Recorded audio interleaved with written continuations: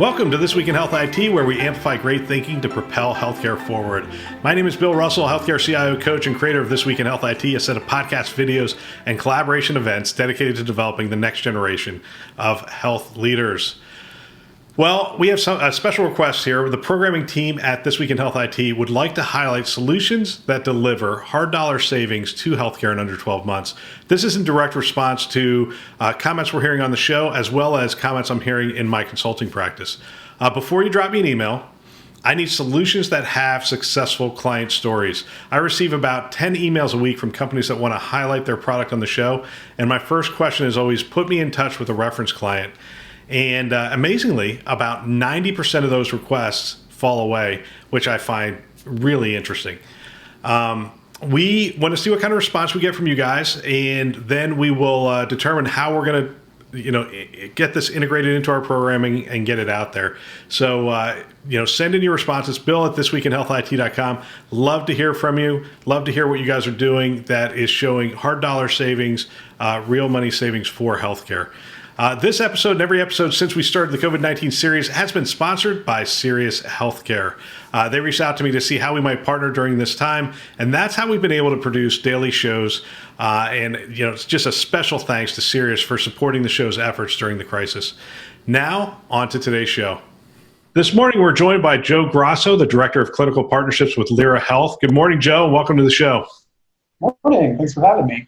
Well, I'm looking forward to this conversation. There's an awful lot of discussion happening about employees, how they're dealing with the pandemic, and then going back to work at this point. And I appreciate you offering your expertise. I caught one of your webinars online, which is how I really got informed about what Lyra Health does. But for our audience, why don't you share a little bit about what's Lyra Health about and what do you guys do? Sure. So Lyra is a mental health benefits provider, and we work with innovative, self-insured employers to transform mental health care through technology, but also with the human touch. So, we work mainly to focus on increasing access to high-quality, evidence-based care that has outcomes to demonstrate effectiveness for employers. Fantastic. I'll tell you what, here's what we're going to try to do. I think we'll start generically and we'll talk about the strains that really everyone's sort of dealing with. And then I really want to focus in on what it's going to take to bring people back to work. So let's start with, what kind of things are we seeing in the area of mental wellness right now? What are people struggling with? Yeah, so right now at Lyra, we are seeing a lot of increase in stress, fear, anxiety, and depression. In fact, we surveyed our provider network, and what we found is that almost 60% of our practitioners are reporting that their clients' symptoms have been worsening over the course of their treatment. And what we're seeing is not only is that negatively impacting their quality of life, but it's also specifically impacting their work productivity. In fact, 80% of the providers that we surveyed had said that the largest toll that the pandemic was taking on their clients' mental health was specifically in the realm of work. And I think what's been most surprising and frankly concerning to us at Lyra is that we've seen an increase in the number of clients who are reporting self-harm or thoughts of suicide. In fact, it's been a 33% increase in individuals who have those indicators. And so we always want to be specially attuned to an increase in severity to the point of someone considering something like self-harm or suicide. And so I think it just goes to show that added stress is having wide-ranging effects from, additional feelings of anxiety and worry, all the way up to people feeling this increased sense of hopelessness, helplessness, and desperation. So are those some of the things we should be looking for in terms of just recognizing the stress itself? Is it things like depression is such a big term. I don't even know if I can qualify myself when I'm depressed. What are some things that would tell me that I'm really struggling with the added stress of this pandemic?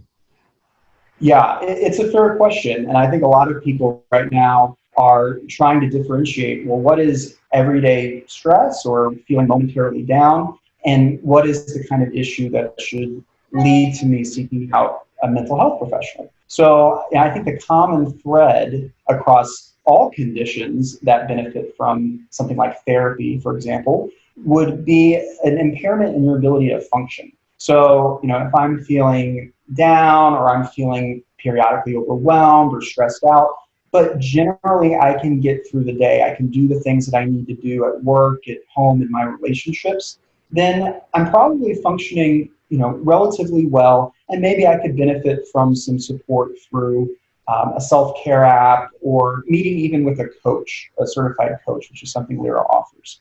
But if it's reaching a point that the change in my mood or emotions or my behavior is really significant and severe, and I'm not able to carry out my day-to-day tasks, or I notice that gradually over time I'm dealing with this chronic issue that's impairing my ability to function, then I want to make sure to reach out to a mental health professional, because that's starting to reach the level of significance that would suggest maybe I have a diagnosable condition that best benefits from something like therapy or medication management.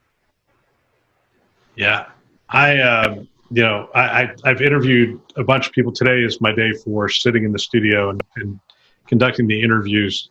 And I talked to a bunch of healthcare executives. They're all sort of approaching this work from home and then coming back into the office thing just slightly differently.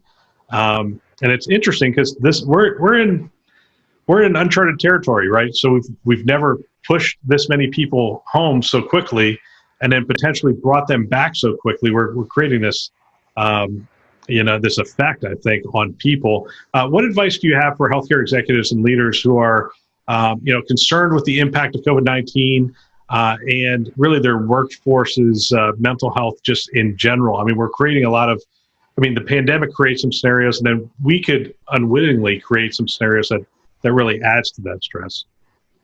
Absolutely. I would first say they're right to be concerned. When we look at the research on life-disrupting events that might be analogous to what we're experiencing right now, there's no perfect comparison point, but you look at other life-disrupting events and how people fare, it's clear there's a trajectory of mental health effects. In the immediate response, we're in the acute phase. So we're very much focused on how do we deal with meeting our immediate needs and our immediate adjustment, and we're kind of rallying in an action-oriented mode. But what happens over time is that as people start to recognize, we're in a marathon, not a sprint. We're not going to immediately return to pre-COVID normal, for example, now that we're out of the acute phase. Then you start to see another wave of mental health symptoms because people can start to despair a bit. Or, like you were pointing out, as people return to work, that brings a whole new source of anxiety. I'm worried about my potential exposure risk. Maybe I'm noticing that I have symptoms of panic or fear just by being out and about in the world after a prolonged period at home.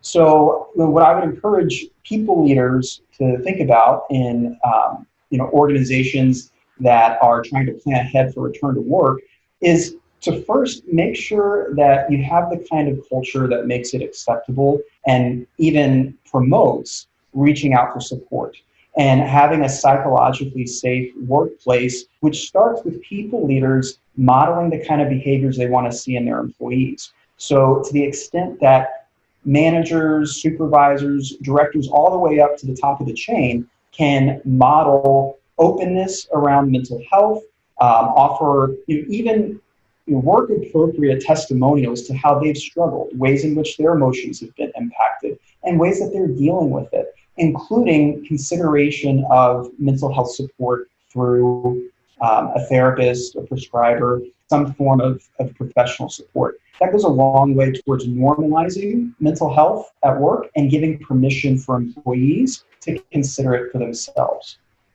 Another thing I would want to make sure people, especially in benefits leadership, are thinking about is a comprehensive review of what services are available to support their employees. Now's the time to be looking at what are our mental health solutions and how are they meeting this unique need. So that means making sure that you have the kinds of solutions that are flexible in terms of modality. We want in-person availability for a future where that's readily possible for everybody. But right now, we want video capability too. We want to make sure that people can get telehealth services for mental health needs, and that we have coverage within our network of providers to ensure that we're able to address not only the garden variety mental health issues like depression, anxiety, insomnia, but also that there are specialists in the network to deal with issues like suicidality, substance use. These are issues that a lot of providers don't feel comfortable addressing. So you can't assume that just by nature of a large network in terms of numbers that you're well equipped to meet employee needs. And then the last thing I would mention is just making sure that it's easy to get access to care. We know from extensive research that one of the big barriers to people getting the help that they need during critical moments are these barriers that are caused by logistics involved with access to care. So things like not being able to figure out who the right provider is for me, not having a way to book appointments online so that I'm playing phone tag with providers and ultimately find out they're no longer in the network, or they're no longer seeing new clients, or they're not the right fit for my for my needs. So creating or making sure that in your review of your solutions, you're checking off the features of your solutions that map on to the pain points that people are most likely to face when they're trying to access care. Yeah, I mean that is that is so true. I mean, having family members in my immediate family that have struggled with depression, you have to take down the barriers. The stigma is the first thing you take away. You've got to make modalities such that when they are somewhere. I heard a story of somebody who was in a bathroom, crying, and they actually used their mobile app and they got a hold of a mental health professional and they had a conversation. It doesn't happen when you're in the right place always. So making those modalities easier, being aware of the stress that we're causing, and all these things are good. In fact, one of the reasons I wanted to have you on was you guys did a webinar and you shared some tips for people. So getting down to the individual, maybe beyond the corporation itself, because we're gonna have a lot of listeners that are health IT professionals and they're looking at this. You had some tips like follow CDC precautions, stick to the facts, take a media break, check your thinking, prioritize self-care. I wanted to go through those a little bit for people, because I know I found myself doing normal tasks, going to the grocery store for the first time. I got my hair cut this week, and it was different, right? You're thinking about things that you normally weren't thinking about. So let's walk through those a little bit for those people who are maybe getting back into it and thinking about going back into the office. Let's start with how does following CDC precautions really help somebody to address the anxiety associated with this? Yeah, absolutely. I'm glad that you bring that up, because there are a lot of things that people can do on their own to manage their own, everyday worry and stresses. I also have to say I'm a little envious that you got your haircut in the Bay Area. That's not possible right now. But, I think you're right. As people are going out and about into the world, they may want to expect that their anxiety level can increase.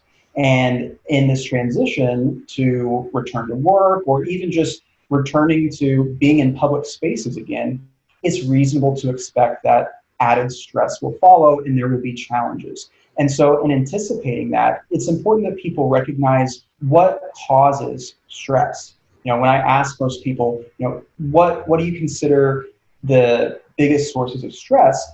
They talk about the stressor. It's a relationship, a work situation, finances. But the other parts of stress have to do with our thinking. And those are the parts that we have control over. So my perception of a stressor, if I perceive a stressor as something that's catastrophic and terrible, and I think about it in doom and gloom terms, well, my stress level is going to rise. Versus if I think about that stressor in more balanced terms, that yes, it's an inconvenience, it's a disappointment, or yes, there is a risk, like in your example, going out to the grocery store. There is an increased risk of exposure there versus me staying at home. But keeping that in perspective, making sure I'm not jumping to unhelpful conclusions, like just because I go to the grocery store and there's increased risk, doesn't mean that it's necessarily likely that I contract COVID-19, that I become extremely ill, that I end up in the hospital. It's amazing how the mind can jump to those conclusions. So trying to rein that in and then countering it with the third piece of how we perceive stress, which is our ability to cope. Reminding yourself that even if there's a stressor, and even if you perceive it to be a significant one, remind yourself of how you're equipped to deal with it. Don't undermine your ability to pull on some resources and strengths and get through it. So again, in the situation of going back to the grocery store, yes, it's true there's increased risk of exposure, but there's also things that you can do to mitigate that risk, like following some of the CDC precautions, wearing a mask, using hand sanitizer in the store, keeping 6 feet of distance from anyone else in the store whenever possible, limiting the amount of time I spend in the store so I limit my amount of exposure. And then when I go home, I can disinfect, all my goods, wash my hands, and that reminds me that I do have some control in a situation that could feel like I'm out of control. And it's that lack of control that ultimately leads to the anxiety. It's interesting because I told somebody I got my haircut and they're like, I can't believe you're doing that. And I said, it was a really different experience. I mean, you made your appointment online. They gave you a time. You didn't wait inside the facility. You waited inside your car. Then you got a text message that said, hey, come on in. So then you go in. You do have to wear a mask. There's hand sanitizer there. They're actually cleaning the equipment just like you would in a hospital, for heaven's sake. I mean, and I think I was only in there for I don't have a lot of hair, but I was only in there for 15 minutes and in and out with a mask on the whole time. The person doing the haircut had a mask on. So that's sort of it's interesting because that's an example of society has really changed. We're really taking this seriously and things are going to be better, but it is different. If, the first time you do it, you're like, wow, this is, am I always going to have to wear a mask? Is this always going to be this way? But it was interesting. But you talk a lot about the mind, and our mind does start to it starts to spiral. It starts to say, oh man, it's always, you just start to, I don't know what happens, but it really is a battle to keep from escalating, what's really out there. Because in reality, when we're looking at COVID, we're still only talking about, even with transmission rates and that, I mean, we're talking about it. People are the rate of really death associated with this is still in the single digits and the low single digits associated with it. The number of asymptomatic cases is pretty high. But still, because we're inundating ourselves with this information all the time, we're reading about it. I'm producing a podcast every day about it. You might think it's bad, but it is. It is. I mean, there's a lot of people impacted, but at the end of the day, the percentage risk and those kind of things, your mind can really escalate that pretty significantly. Right. It's so easy to lose perspective, and it's a perfect storm, right? Because as human beings, our minds are already wired towards a negative bias. Our minds love to focus on the negative, filter out the positive, and then we have this inclination towards worry. And in the absence of concrete information about the future or what happens next, my mind is going to want to fill in the blanks. And guess what? It likes to fill in the blanks with worst case scenarios. And then you add the media on top of this, and especially if you're getting media that's a little sensationalized, for example, then you add all those factors up, and it's no wonder why we can easily spin into these worst case scenarios that provoke all of this fear and anxiety. But the good news there is we can ultimately exert some control by checking our thinking, kind of reining it in, and making sure that we're not running away with inaccurate or unhelpful beliefs about the situation.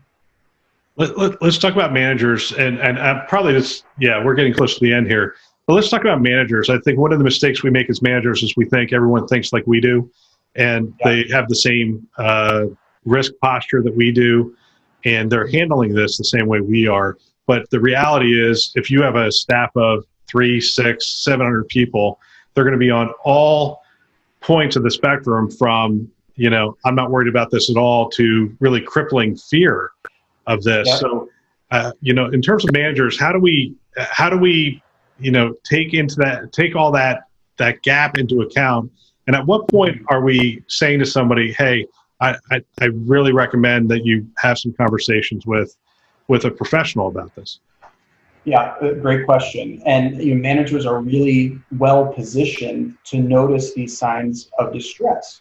And hopefully with this information that we've talked about today, recognizing that those signs are more likely to occur, especially around return to work, I want managers to pay close attention to shifts in mood and behavior that seem unusual or out of character for people and would suggest potential distress. Like someone crying at their desk, that's obvious. But ways where it might be less obvious, someone who's pulling back at work, withdrawing, someone who is usually pretty engaged and participatory, now isolating or no longer meeting their work performance metrics. So also recognizing that shift in work performance can be a symptom of emotional distress, which is why it's so important that we not make assumptions about employees' behavior. So if we see an employee who's struggling in their work performance, we're not assuming it's because they willfully disregard their work or they're checked out or they don't care. It may be because of some emotional distress, but the only way to know is by having a conversation with them. So I think the broad guidance here is to keep the bar low, because the ultimate intervention I'm suggesting here is a simple conversation where you're checking in, you're saying, hey, I just want to check in on how you're doing because I've observed X, Y, or Z. And letting them share as much or as little as they're willing. And if they do share that they're facing some kind of emotional struggle, having some ready information about your company's benefits and services that are available to point that employee in the right direction of support in the long term. That's the last piece I'll highlight. Some managers can feel like, well, I'm not a counselor. I don't want to be their therapist. I wouldn't encourage that. But you can still follow up when you see a sign of concern, ask open-ended questions about how someone is doing to get some additional context, but then make it your goal to point them towards the services that can support them. You don't have to be the long-term support, but you can direct them towards things that are ultimately really useful for improving quality of life.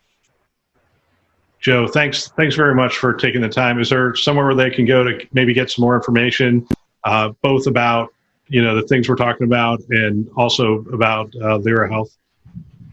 Sure. Yeah, I think our website, lyrahealth.com, is a great resource. We have a blog that's regularly updated with expanded content on topics like these, and we also have webinars that we developed specifically around the response to the mental health effects in COVID-19 that are publicly available as well. So you can find more information about Lyra and some resources that are hopefully helpful. Fantastic.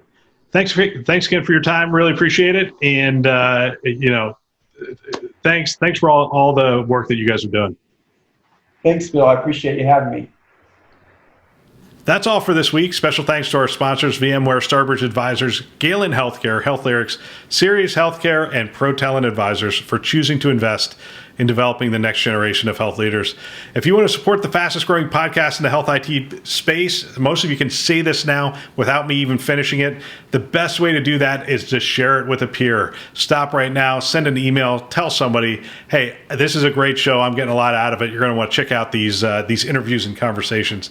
The second best way you can do it is you can subscribe to our YouTube channel. We're putting an awful lot of new stuff out there, and it's exciting. The live show will only be available on the YouTube channel. It will not be dropped into the podcast channel. Some of you asked me to drop it in last time, but My team here internally wants me to stay focused on the strategy, and that is to have content that is specific to YouTube and to start to diversify our channels, if you will. So some of our content will only be available on YouTube. So get over there and subscribe so you know when it's available.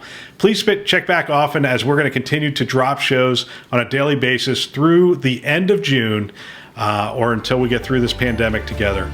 Thanks for listening. That's all for now.